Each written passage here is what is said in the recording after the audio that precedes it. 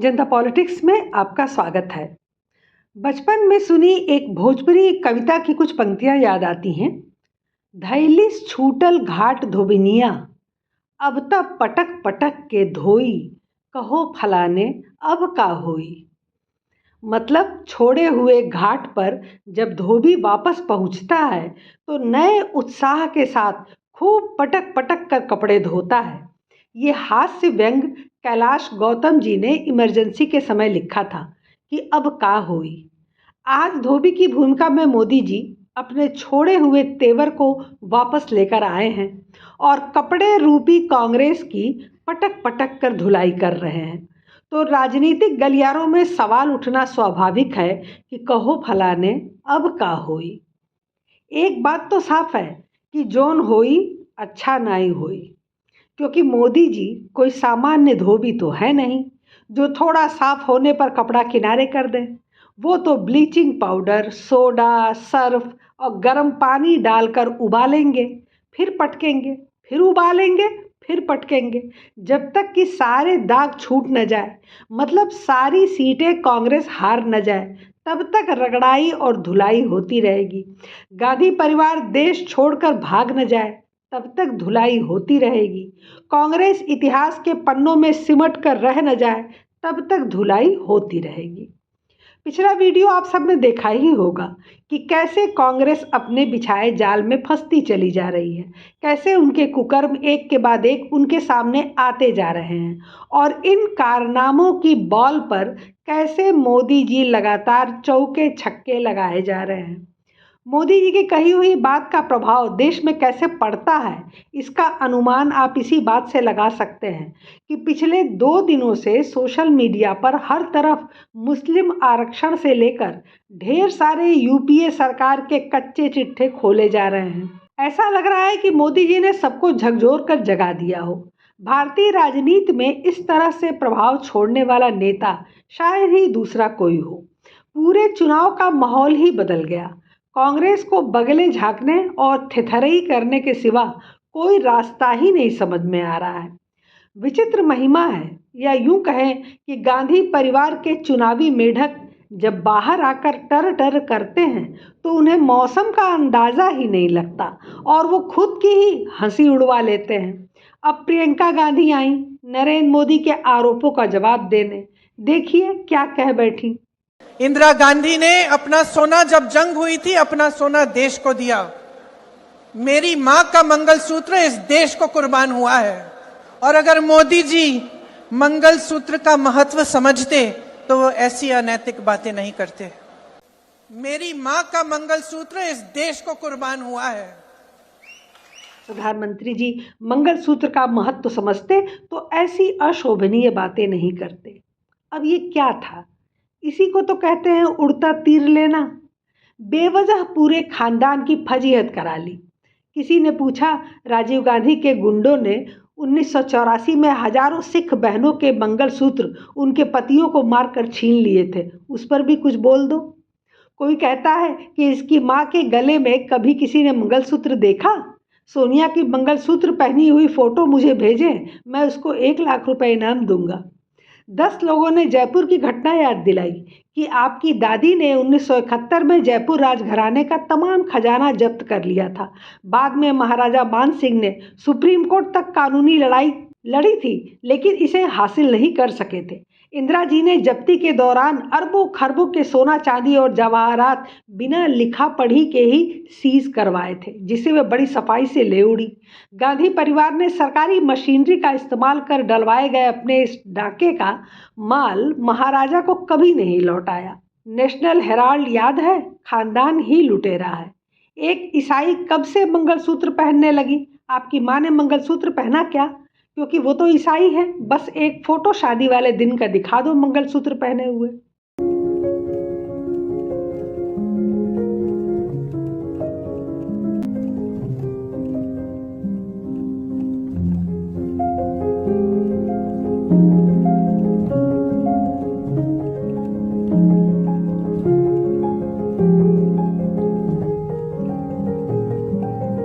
और एक तो मुझे ये गांधी परिवार की कुर्बानी वाला कंसेप्ट समझ में ही नहीं आता। कोई भी चुनाव हो, इनके चश्मो चराग तो यही गाते हैं कि हमारी दादी ने देश के लिए कुर्बानी दी, हमारे पापा ने देश के लिए कुर्बानी दी। अरे भैया, कौन सी कुर्बानी, कौन सा बलिदान? पंजाब में सब सही चल रहा था। अकाली दल को रोकने के लिए इंदिरा गांधी एक अल्टरनेटिव ढूंढ रही थी। फिर उन्हें भिंडरवाला मिला, उसे पाला पोसा गया, फिर इनका प्यादा महत्वाकांक्षी हो गया। ऊपर से पाकिस्तान ने भी उसके सिर पर हाथ रख दिया, उसे खालिस्तान का सपना दिखाया और फिर वह कांग्रेस के हाथों से निकल गया। उसे मरवाने के लिए स्वर्ण मंदिर पर चढ़ाई कर दी, सैकड़ों सिख मारे गए। बाद में इस घटना का बदला लेने के लिए 2 सिख अंगरक्षकों ने इंदिरा गांधी को मार दिया। यह कोई कुर्बानी या बलिदान नहीं था, खुद के कुकर्मों का फल था। जिन कुकर्मों के कारण 70-80 के दशक में हजारों हिंदू मारे गए पंजाब में, और फिर 84 के दंगों में हजारों सिख मारे गए। पंजाब आतंकवाद की आग में 2 दशकों तक झुलसता रहा, जिसमें हजारों लोग मरे। अपने कुकर्मों के कारण हत्या हो जाना देश के लिए कुर्बानी नहीं होती। रही बात राजीव गांधी की, तो वह अपने और अपनी मां द्वारा किए गए कर्मों के शिकार हो गए।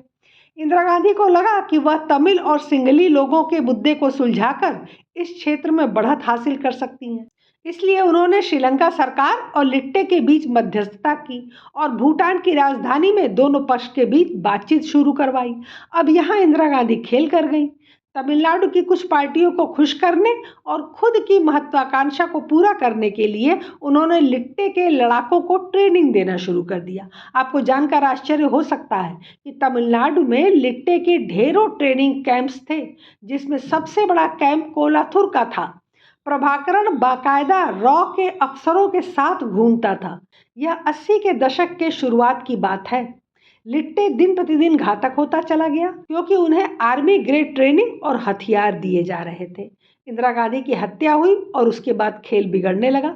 लिट्टे को लगने लगा कि राजीव गांधी उनके साथ गेम कर रहे हैं, और जल्दी ही वह समय भी आया जब इंदिरा गांधी द्वारा पोषित लिट्टे का प्रभाकरण उनके बेटे का सबसे बड़ा दुश्मन बन गया था। राजीव गांधी ने पीस कीपिंग फोर्स भेज दी बिना किसी तैयारी के। कश्मीर के पहाड़ों पर तैनात यूनिट्स को रातों रात श्रीलंका के जंगलों में भेज दिया गया। हमारे 1165 सैनिक मारे गए थे इस पूरी प्रक्रिया में, और इसके बाद तो लिट्टे और भारतीय सरकार के रिश्ते बेहद खराब हो गए थे, जिसकी परिणति राजीव गांधी की हत्या में हुई। बताइए, क्या यह देश के लिए कुर्बानी थी या अपने कुकर्मों का फल? जब अंतर्राष्ट्रीय राजनीति की समझ न हो तो दूसरे देशों के बीच क्यों कूदना? फिलहाल हर बात में मेरी दादी, मेरे पिता की राम कहानी सुन सुनकर जनता अब बोर हो चुकी है। इनके पास कहने के लिए अपना कुछ है ही नहीं। कितने आश्चर्य की बात है। कांग्रेस अपने ताबूत में निरंतर कीले खुद ही ठोकती है, ये तो आपको पता ही होगा। लेकिन इस बार की गलती बहुत बड़ी हो गई। राहुल गांधी के सलाहकार सैम पित्रोदा का एक वीडियो सामने आया, जिसमें वो चाहता है कि कांग्रेस की सरकार जब आए तब ऐसा कानून बनाए कि हमारे जीवन भर की संपत्ति का 55% हिस्सा सरकार कब्जा कर ले। अब सोचिए, इसके दिमाग में तो और खतरनाक चीजें चल रही हैं। जिंदगी भर मेहनत करें आप, परिवार के लिए पैसा जोड़े आप, और मरने पर आधा पैसा सरकार लेकर दूसरों को बांट दे। सैम पित्रोदा कहता है कि अमेरिका में एक विरासत कर है। अगर किसी के पास $100 मिलियन की संपत्ति है और जब वह मर जाता है तो वह अपने बच्चों को केवल 45% ही हस्तांतरित कर सकता है। 55% सरकार हड़प लेती है। यह एक अच्छा कानून है। आपने अपनी पीढ़ी में संपत्ति बनाई है और अब आप जा रहे हैं। आपको अपनी संपत्ति जनता के लिए छोड़नी चाहिए, पूरी नहीं, आधी, जो मुझे भी उचित लगता है। भारत में आपके पास ऐसा नहीं है। अगर किसी की संपत्ति 10 बिलियन है और वह मर जाता है तो उसके बच्चों को 10 बिलियन मिलते हैं और जनता को कुछ नहीं मिलता। इसलिए ये ऐसे मुद्दे हैं जिन पर लोगों को बहस और चर्चा करनी होगी। इसके बाद अगले ही चुनावी सभा में मोदी जी ने सैम पित्रोदा के बयान पर कांग्रेस की धज्जियां उड़ा दी। जब मोदी जी ने धो दिया तो पित्रोदा सफाई देने लगा कि यह दुर्भाग्यपूर्ण है कि अमेरिका में विरासत कर पर मैंने जो कहा उसे गोदी मीडिया ने तोड़ मरोड़ कर पेश किया। ताकि कांग्रेस के घोषणा पत्र के बारे में प्रधानमंत्री द्वारा फैलाए जा रहे झूठ से ध्यान हटाया जा सके। मंगलसूत्र और सोना छीनने वाली प्रधानमंत्री की टिप्पणी पूरी तरह से अवास्तविक है। आप सोच ही सकते हैं कि ऐसे समय में पित्रोदा का यह बयान कैसे आग में घी का काम कर गया होगा।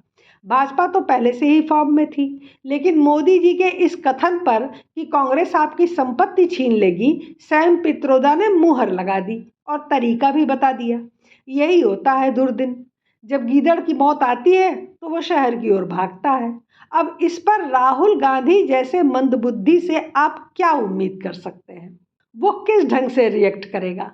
वो अपने निम्नतम स्तर पर उतर आया। इस अर्धविक्षिप्त पप्पू को उसके माँ बाप ने बचपन से तमीज ही नहीं सिखाई। उसकी भाषा देखिए और सोचिए कि ऐसा बदजुबानी करने वाला नौकर भी कोई नहीं रखना चाहेगा। देश की गद्दी सौंपना तो बहुत दूर की बात है। जैसे ही मैंने ये देश के एक्सरे की बात की, वो नरेंद्र मोदी कांपने लग गया। जैसे ही मेरे, उसकी आदत है, जैसे उसको डर लगता है ना, वो झूठ बोलना शुरू कर देता है। जैसे ही उसको डर लगता है, वो कभी पाकिस्तान की बात करेगा, कभी चाइना की बात करेगा। तो एक के बाद एक झूठ बोल रहा है, मगर इस बार नहीं निकल पाएगा। जब नेता का ऐसा स्तर है तो प्यादों का कैसा होगा? आप सोच सकते हैं? नहीं सोच सकते, क्योंकि उस लेवल तक आप पहुंच ही नहीं पाएंगे। तो यह किस्सा है कल गुजरात का। किसी ने राहुल गांधी को नपुंसक कह दिया, तो गुजरात में कांग्रेस नेता प्रताप दुधात ने अपने भाषण में कहा कि अपनी बहन और बेटियों को राहुल गांधी के पास सुलाओ तो उनकी मर्दानगी का पता तुम्हें चल जाएगा। महिलाओं के खिलाफ ऐसे घटिया बयान की उम्मीद आप सिर्फ और सिर्फ कांग्रेस से कर सकते हैं। कल्पना कीजिए कि अगर ऐसा बयान किसी भाजपा नेता की ओर से आए तो कितना आक्रोश होता, कैसे कांग्रेस उल्टा लटक कर चीखती और चिल्लाती। कांग्रेस की ये दुर्दशा और चुनावी समय में गिरते हुए ग्राफ को देखकर बस एक ही प्रश्न मन में उठ रहा है कि कहो फलाने अब का होई, और जवाब यही मिलता है कि जोन होई तोन अच्छा होई। फिलहाल आज के लिए बस इतना ही। हमारे चैनल को सब्सक्राइब करें, लाइक करें और शेयर करें। अपने विचार हमें कमेंट बॉक्स में ज़रूर बताएं। धन्यवाद, नमस्कार।